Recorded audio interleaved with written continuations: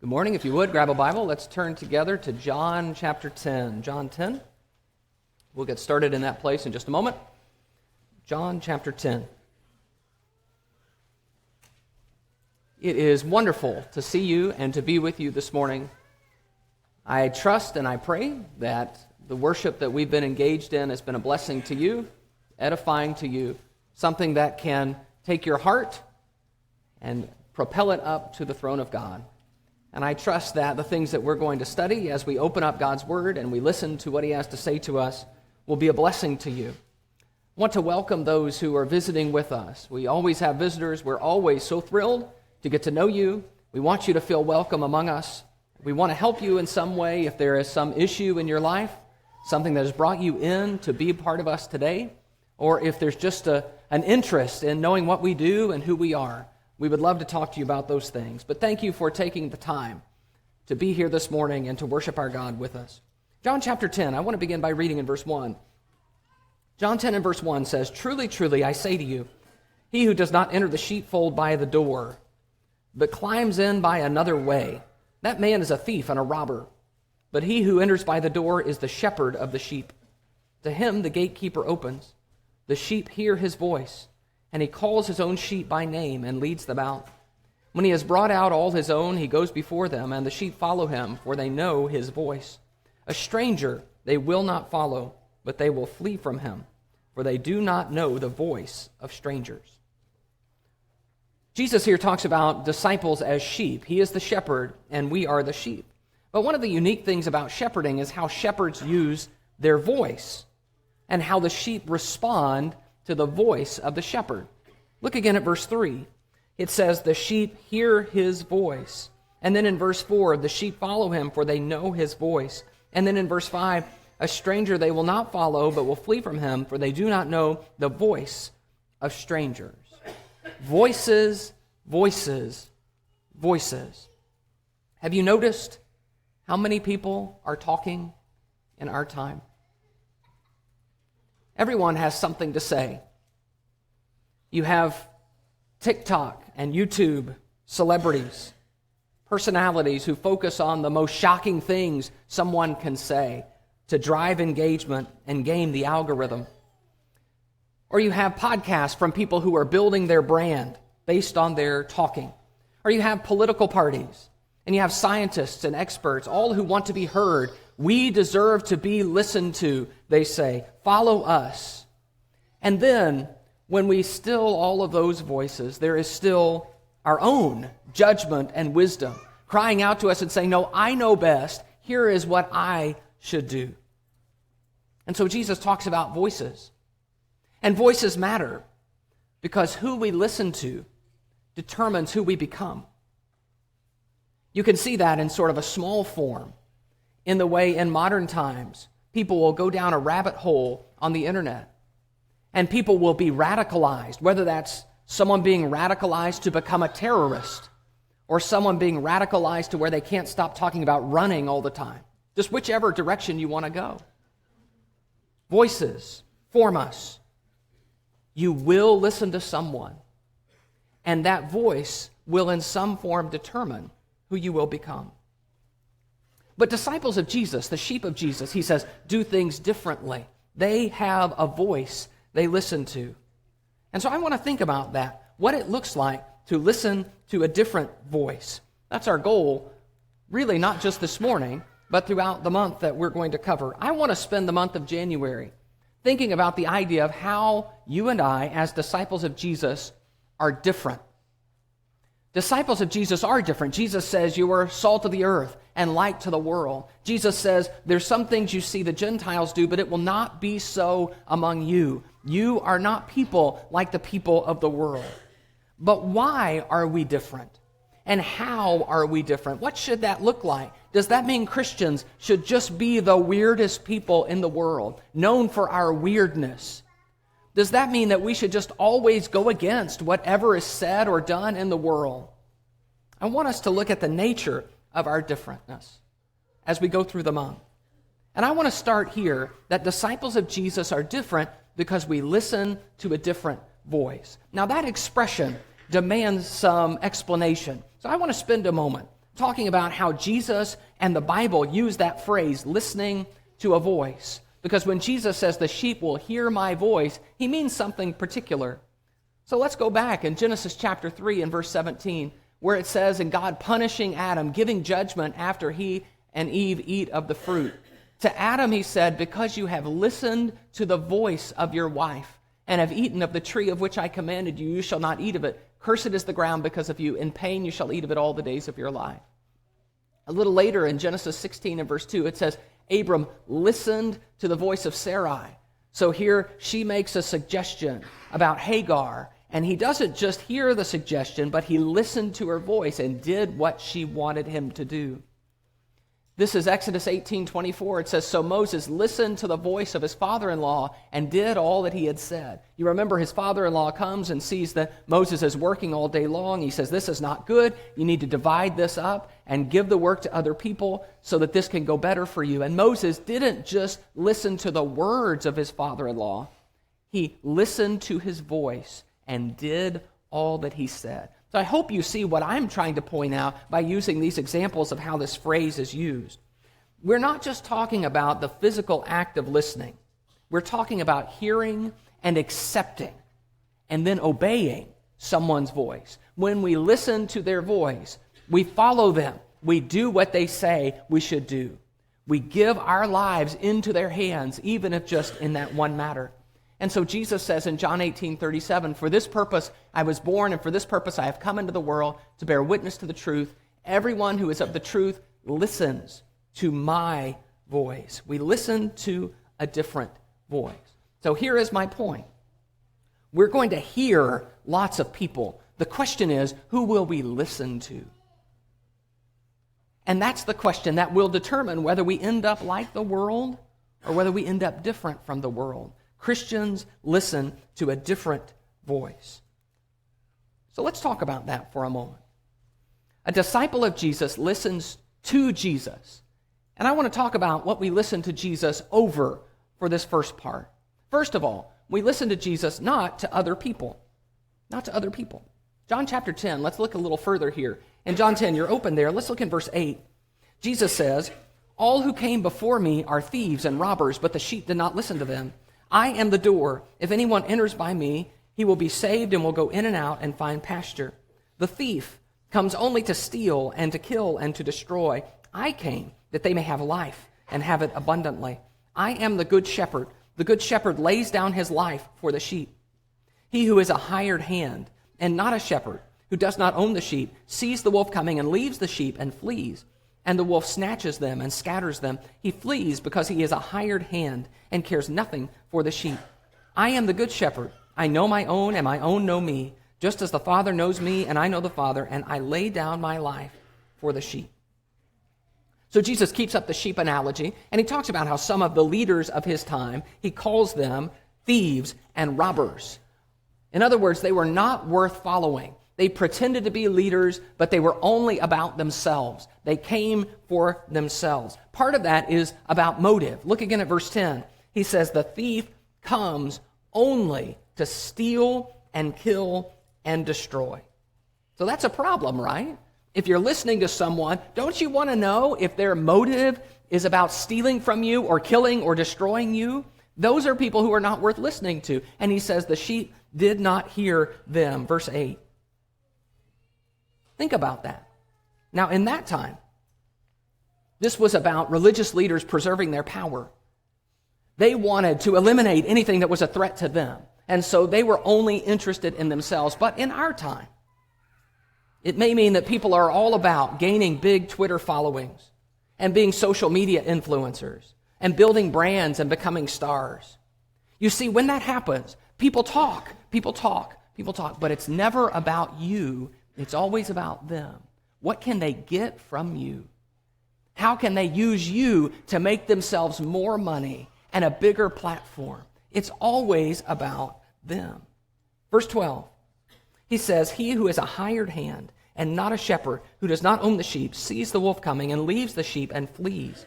And the wolf snatches them and scatters them. He flees because he is a hired hand and cares nothing for the sheep. That just makes sense, right? We're talking about someone who's doing a job, and he is hired to go watch sheep. And so when the wolf comes and you're just there for the paycheck, you're going to hit the road when the wolf comes. You're not interested in dying for a bunch of sheep. They're not even your sheep. But Jesus says, I'm the good shepherd, and I lay down my life for the sheep. Do you hear the difference? There are people who are not worth listening to because they don't care about you. That's the point. Don't listen to them. I might frame it this way. Why would we let people be our primary influences when we wouldn't even go to them in a time of crisis? If you needed something, they're not the people you would call on. They're not people whose wisdom you would trust in any practical situation. Why would we let them influence us? Why would we listen to those voices? Jesus is saying, you need a different voice. But there are some people who are not worth listening to, not because they have bad motives, but because they don't know anything that can bless and help you. I want you to look with me in Matthew 15. Jesus talks about these people here. Matthew 15.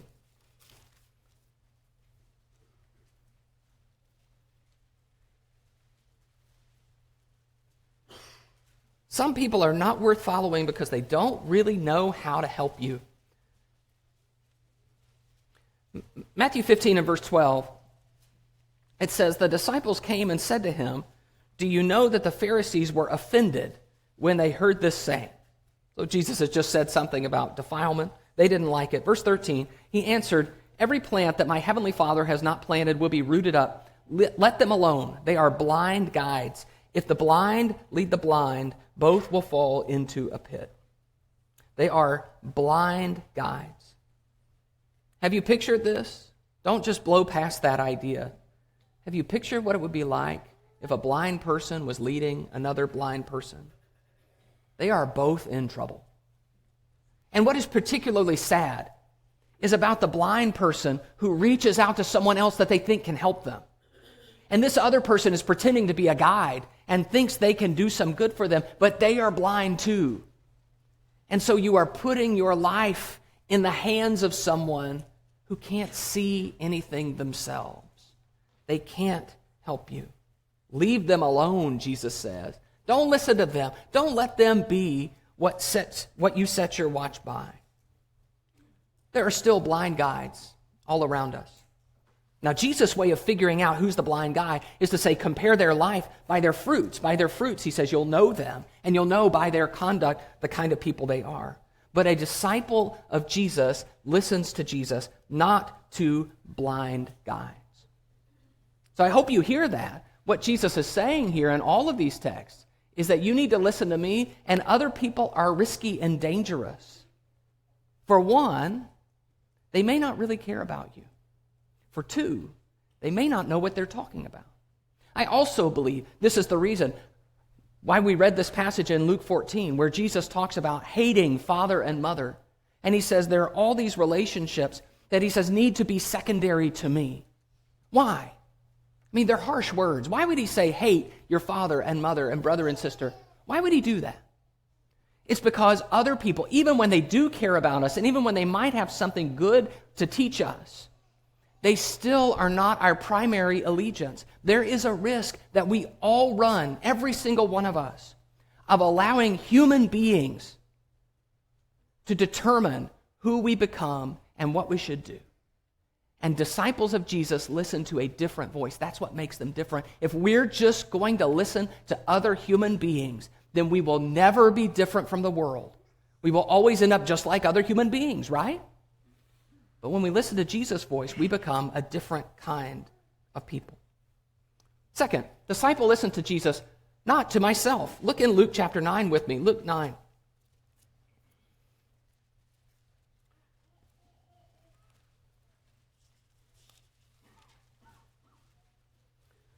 This is Luke 9 and verse 23. This is another discipleship call, and it might seem surprising to us because the words are rather strong. Luke 9:23, he said to all, if anyone would come after me, let him deny himself and take up his cross daily and follow me. So this is in the context where Peter has just confessed that Jesus is the Messiah, and that Confession has been greeted with the horrible news that Jesus is going to be killed. And then here is Jesus saying, come follow me and be killed too. Come after me, deny yourself, take up your cross daily and follow me. I want to focus, of course, on those two words, deny yourself. Deny yourself. Deny yourself. Have you noticed that our culture tells us differently? That our culture is telling us loudly to listen to ourselves? Take, for example, Disney movies. I just did a random thought project here with some of the Disney movies I'm familiar with. You got The Little Mermaid, where this young mermaid longs to be a human, so she disobeys her father, who's kind of a doofus. And then she goes to the sea witch to become a human being. She becomes a human being, nearly destroys the kingdom. Her father has to sacrifice himself. But don't worry, it all works out in the end. She does whatever she wants, and it all works out. And you can go online and buy something with a picture of the Little Mermaid that says, follow your heart. Take, for example, Moana, who is a Pacific Islander girl who wants to explore the ocean rather than to lead her people. Her grandma tells her, you may hear a voice inside. And if that voice starts to whisper to follow the farthest star, Moana, that voice inside, is who you are. You see, she has to go, or else she's disobeying her voice inside. But don't worry, everything works out for Moana and for her people. You got Frozen, where a princess with magical powers finally decides to let it all go. She says, no right, no wrong, no rules for me, I'm free. Of course, she nearly destroys the kingdom. Then eventually everything is said, don't worry, it all works out. Let it go. Follow your heart. Follow your dreams. Follow your voice inside. Don't listen to parents. Don't listen to society. Don't listen to wisdom. Listen to yourself. I hope you hear it. It is the siren song of our culture. You know best. Discover what you think, and then go after it with all your heart. This is why you're here.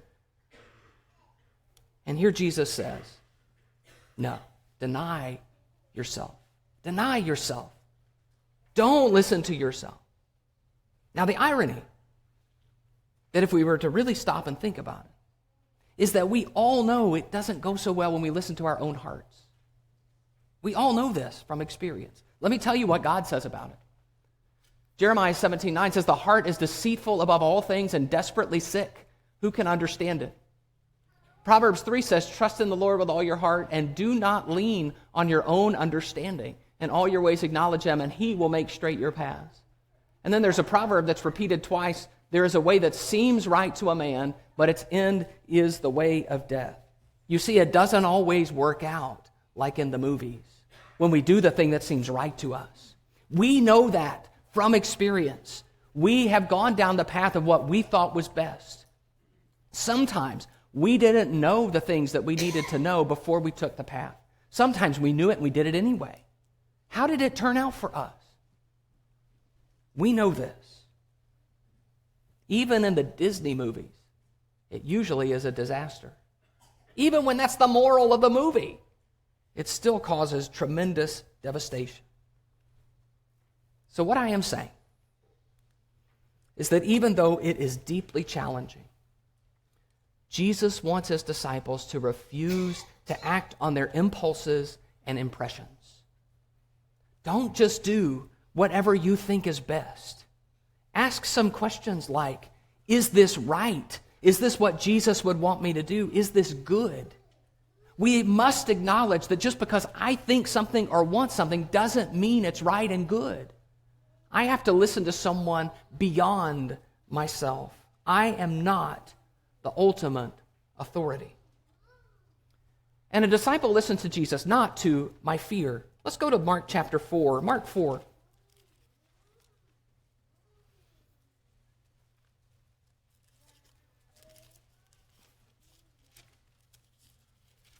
want you to think about this story with me for a moment through the lens of fear. And in particular, the idea that fear is sort of a voice that we listen to, the voice of what we are afraid will happen, the voice of our anxieties.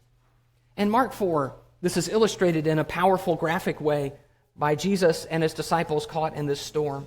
Mark 4 and verse 35. It says, Mark 4:35, on that day when evening had come, he said to them, let us go across to the other side. And leaving the crowd, they took him with him in the boat, just as he was. And other boats were with him, and a great windstorm arose, and the waves were breaking into the boat, so that the boat was already filling. But he was in the stern, asleep on the cushion. And they woke him and said to him, Teacher, do you not care that we are perishing? And he awoke and rebuked the wind and said to the sea, Peace, be still. And the wind ceased, and there was a great calm. He said to them, Why are you so afraid? Have you still no faith?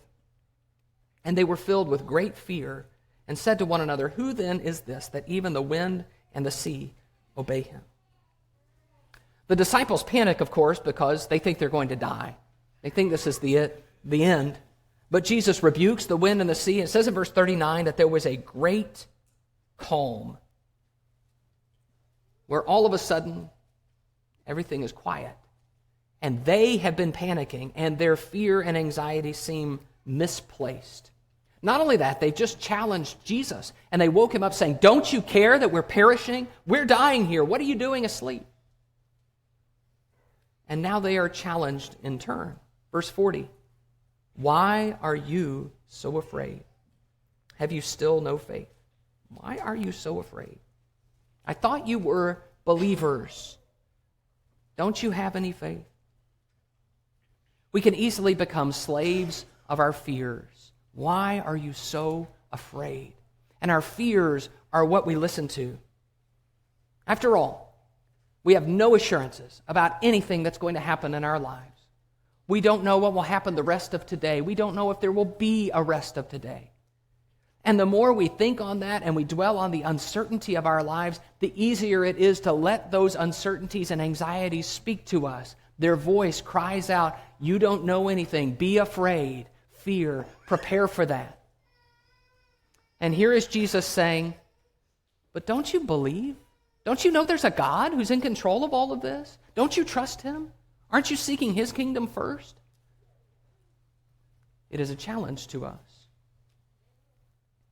I want to mention this because there is a marked increase in anxiety among Americans, particularly among young people. And there's a lot of discussion about why that all has happened. That's not really my topic today.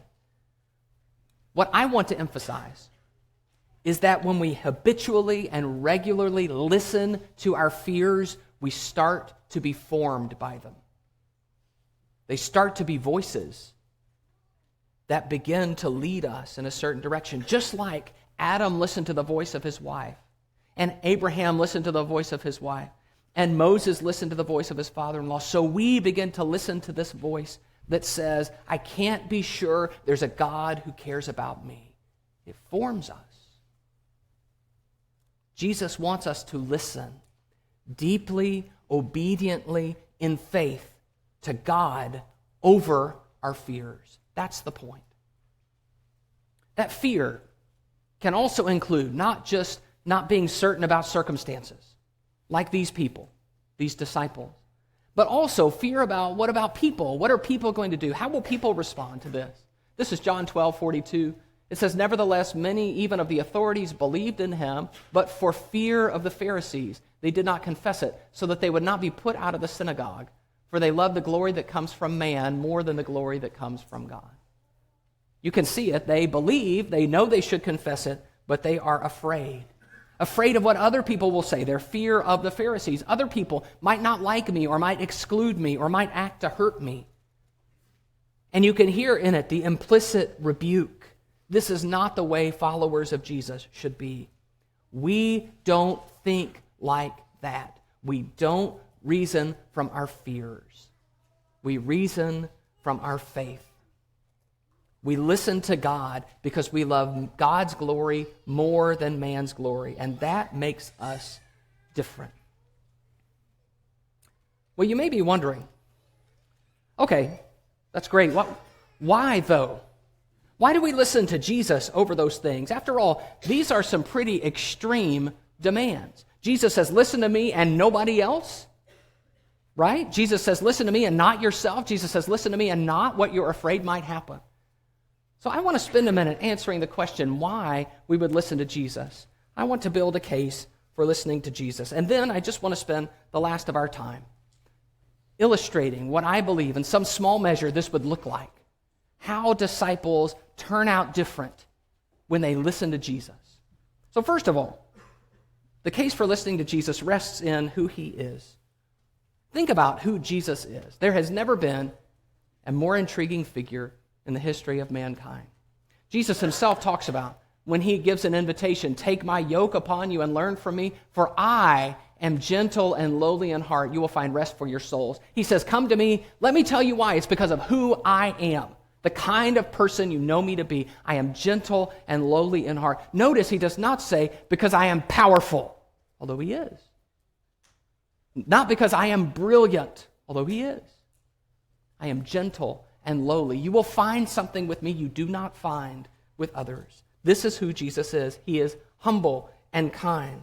He empties himself, taking the form of a servant. He comes to earth to serve people. I have not come to be served, but to serve, and to give my life a ransom for many. This is who he is, and it is what he does throughout his ministry and even in his death. When you look at the cross of Jesus, you cannot ever wonder, is this a man who is in it for himself, has ulterior motives? I have heard people talk about churches, and they will say things like, well, churches are all about money and power. They could take something that is good and see sinister motives behind it. And yet here is Jesus. What sinister motive could there be to die on behalf of other people? What are you getting out of that? No one can ever say, oh, Jesus did it because he just wanted the money. Oh, Jesus did it because he just wanted people to respect him. He died for you. He says, this is who I am. Come to me. So we don't have to worry.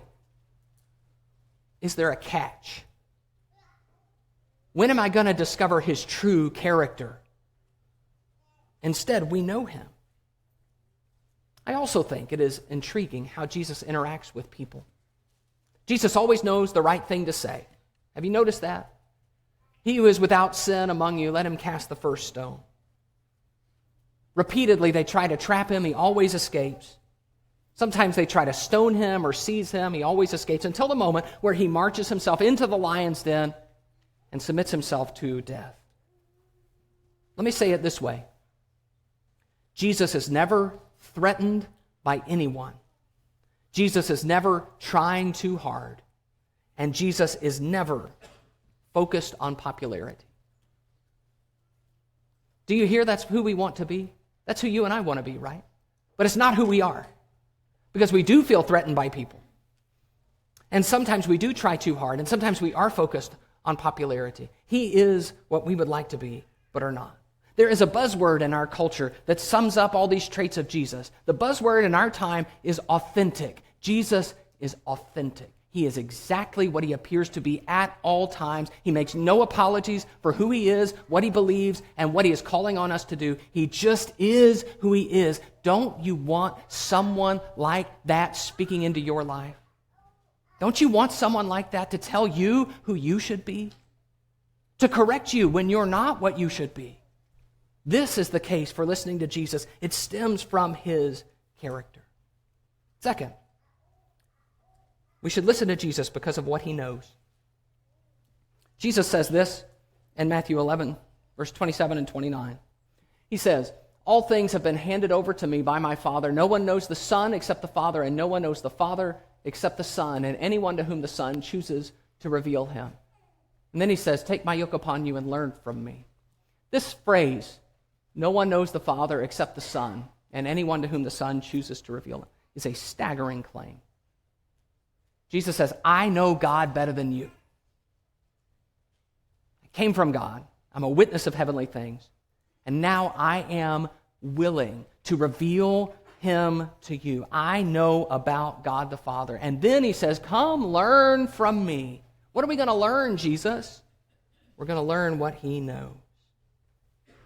Have you noticed that Jesus speaks confidently for God? He does it repeatedly. In fact, if you don't watch for it, you may miss it. He says things like, ask and it will be given to you. Seek and you will find. Knock and it will be open to you. He says, if you know how to give good gifts to your children, how much more will your heavenly Father give good gifts to those who ask him?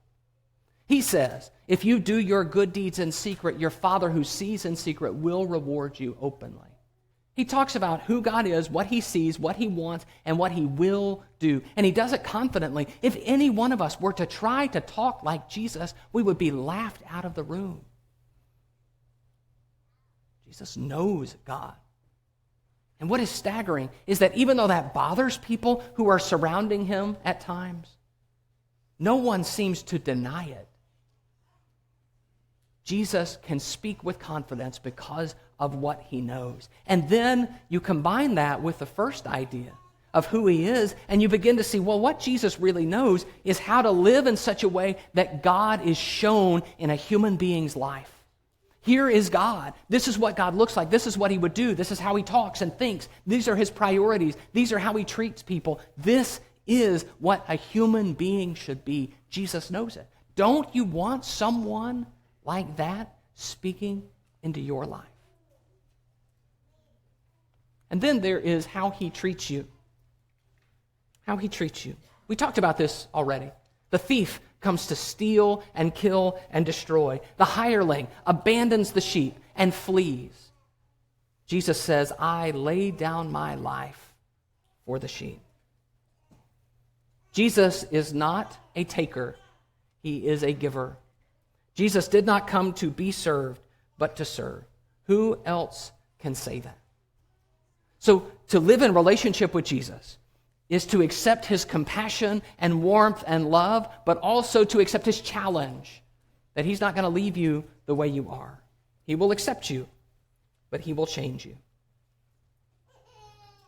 So I believe there is no better choice than to listen to the voice of Jesus. But the question is, how does it make us different? So I just want to give you a few ideas and sketch out why disciples are different because we listen to a different voice. In a world of sexual saturation, listening to Jesus' voice will mean that we don't look at a woman to lust for her, but we pursue sexual purity. In a world that is suspicious of strangers and foreigners, listening to Jesus will mean welcoming people and showing mercy to them. In a world that is focused on money and status, listening to Jesus means we will be a people who gives and sees value in the poor and refuses to lay up treasures on earth. In a world that is anxious and afraid of every potential problem, listening to Jesus means seeking the kingdom first and trusting God to provide. In a world of fame and popularity, listening to the voice of Jesus means seeking the lower place and trusting that we can honor God in small ways, like the widow and her 2 mites. In a world that treats other people to see what they can get out of them, listening to Jesus means loving them with no hope of return. It is a life of doing good deeds in secret.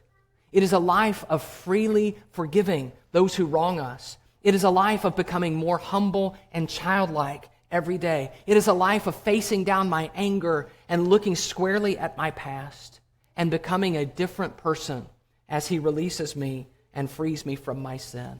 I become different because I am listening to a different voice. And as I listen to that voice and I continue to pursue it, the distance between me and the world grows. Because I'm not following the ones they are following. I'm listening to a different voice. Question is, are you listening to Jesus. I do not mean, do you know about him? Or do you know some of the things that he has said? My question is, are you living a life where you hear and accept and obey the teachings he has left for us?